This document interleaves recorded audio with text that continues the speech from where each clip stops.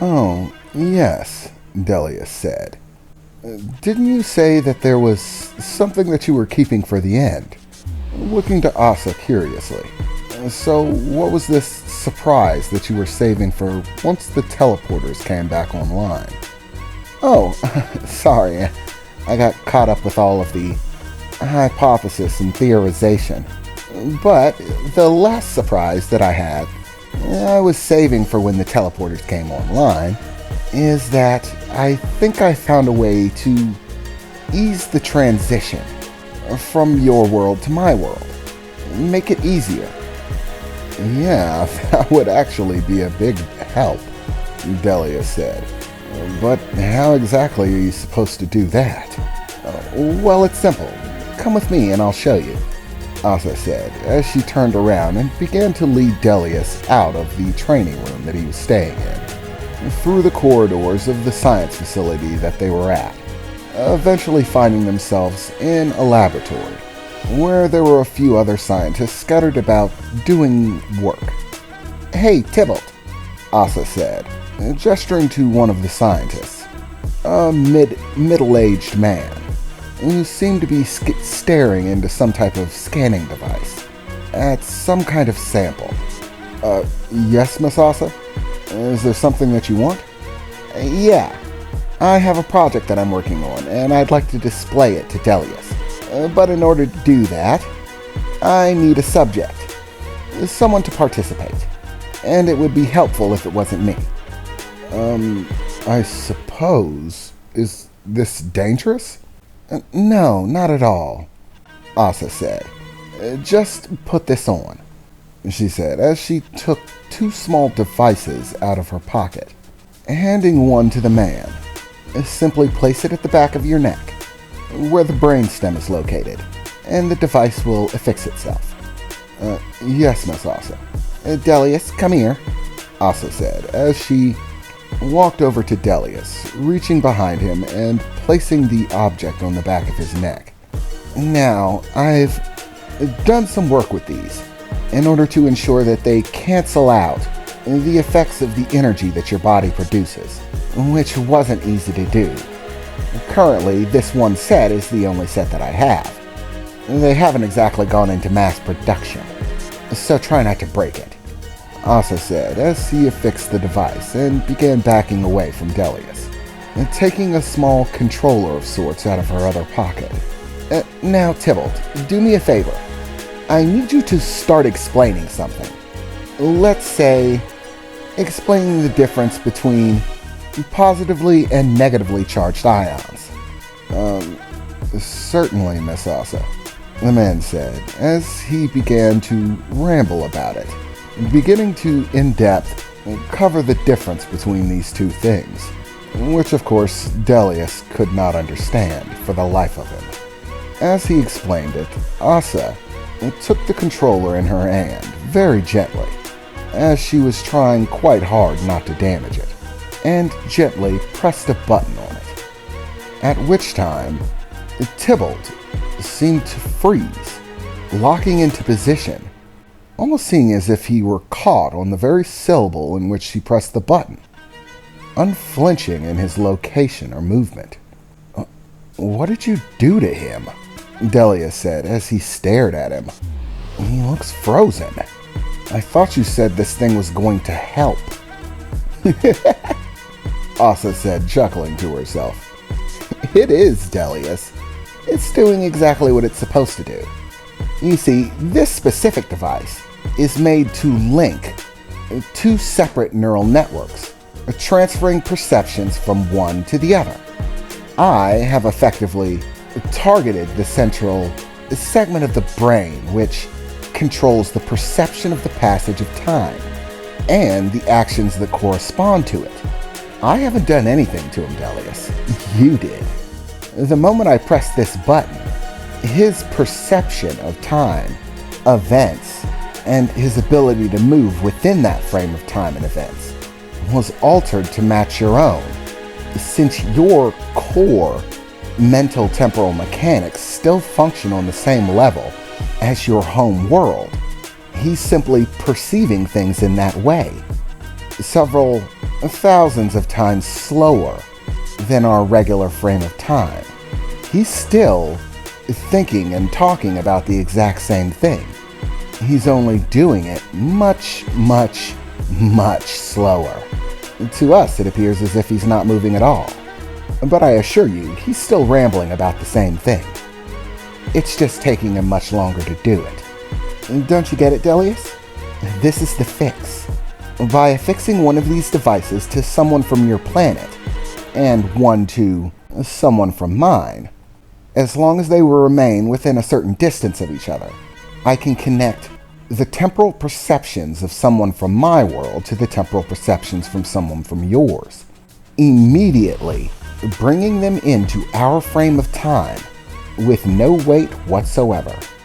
And I can even gauge the intensity, altering the exchange rate between the two in order to slow down or speed up.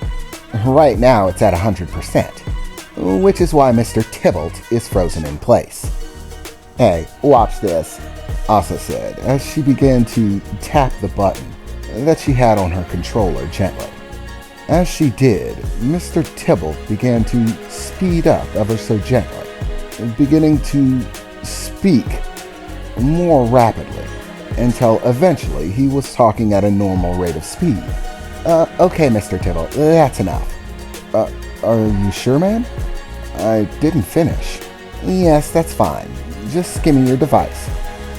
Yes, ma'am, he said, as he removed the device affixed to the back of his neck, handing it back over to Asa. As she walked over to Delius, reached behind him and did the same with his, placing both of them in her pocket, along with the controls.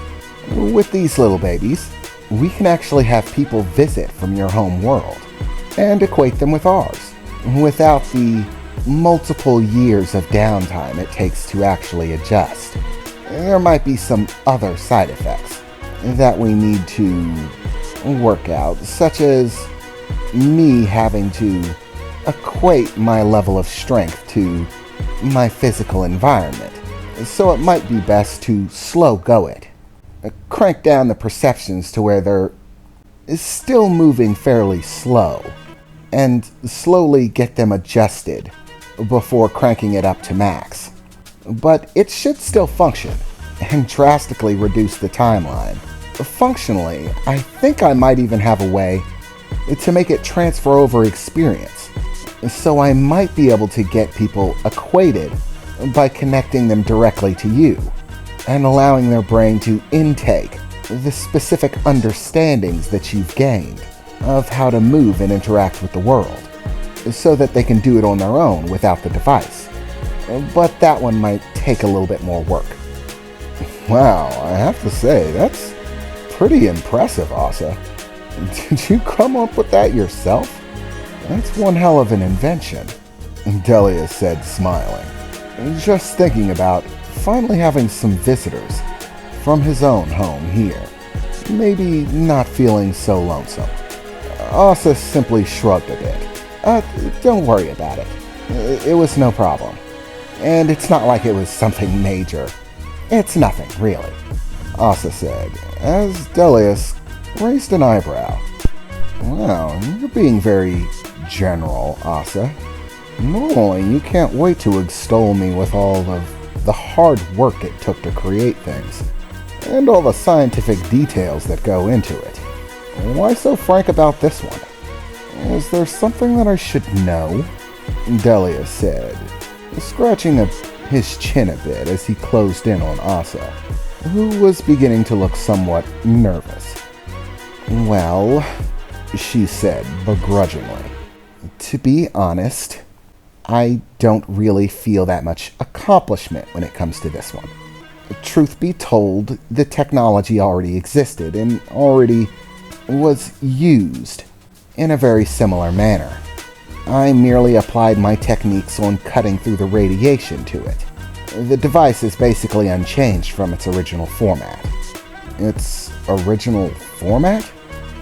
What was it used for originally?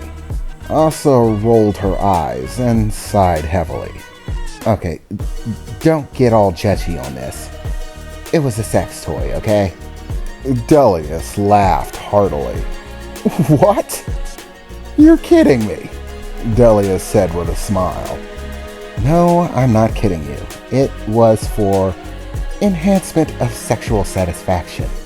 I just changed what areas of the brain it targets. Originally, they were set to connect the sections of the brain that deal with sexual sensation, arousal, attraction, and things of that nature. Basically, they'd put these things on, and suddenly the other person's desire and your desire were on an equal level. So it didn't really matter who thought the other looked better. It basically terminates the whole concept that one person can enjoy the experience more than the other.